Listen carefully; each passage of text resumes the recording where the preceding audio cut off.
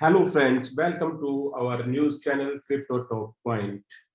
दोस्तों, सबसे पहली खबर आती है कनाडा से। कनाडा के कंजर्वेटिव पार्टी के न्यूली इलेक्टेड लीडर जो कि पियरे पोइलिवेर हैं, उन्होंने हाल ही में कनाडा की कंजर्वेटिव पार्टी की कमान संभाली है, जो अगले इलेक्शंस में हालिया पीएम जस्टिन ट्रूडो को चुनौती देंगे।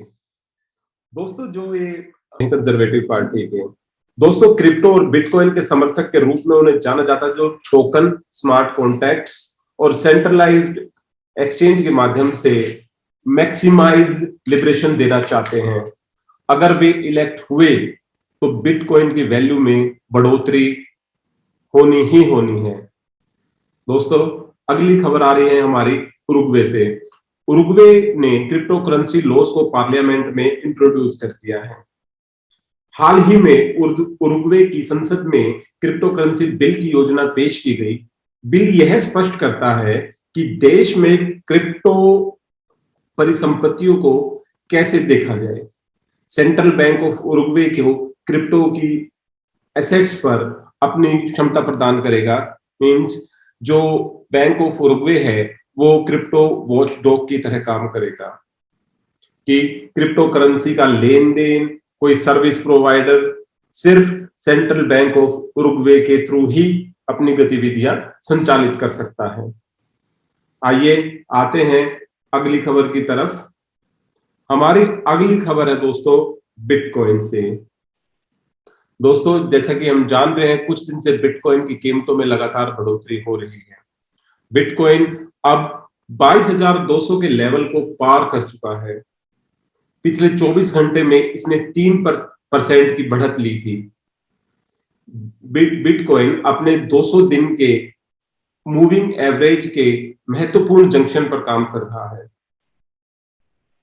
पिछली बार बिटकॉइन 12 घंटे के चार्ट पर 200 MA यानी कि 200 मूविंग एवरेज तक पहुंच चुका है।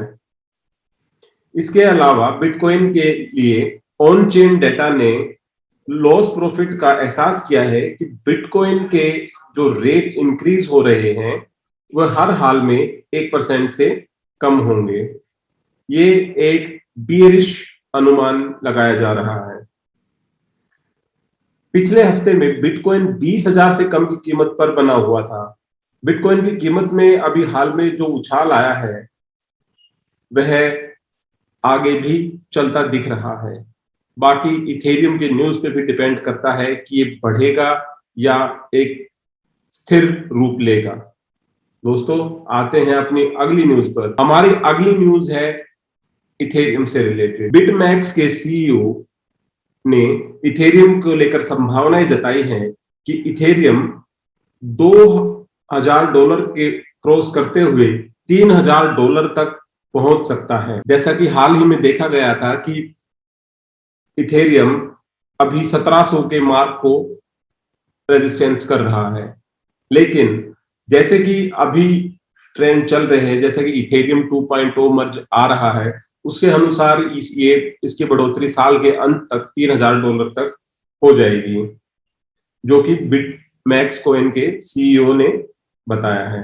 जैसा कि उन्होंने कहा कि उन्होंने $3,000 के लिए कॉल खरीदे हैं।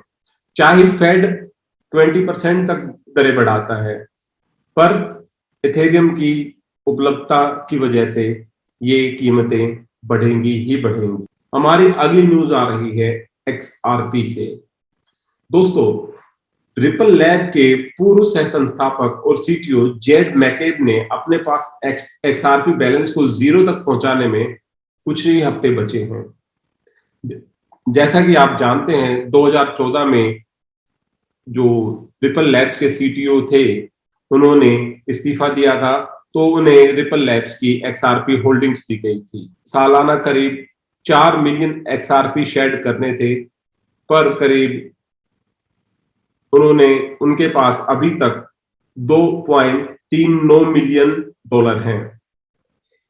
बिक्री की वर्तमान दर पर क्रिप्टो समुदाय के लिए खुशी के लिए अगले 2 से 3 वीक के अंदर उनका वॉलेट खत्म हो सकता है। पहले तो वो शुरू में ही अपनी सारी होल्डिंग्स बेचना चाहते थे, पर प्रमोटर्स के दबाव की वजह से उनको ये शेडिंग वीकली करनी पड़ी, जो कि उनका टाइम अभी खत्म होता जा रहा है। इसका मतलब XRP की कीमतों में उछाल संभव है।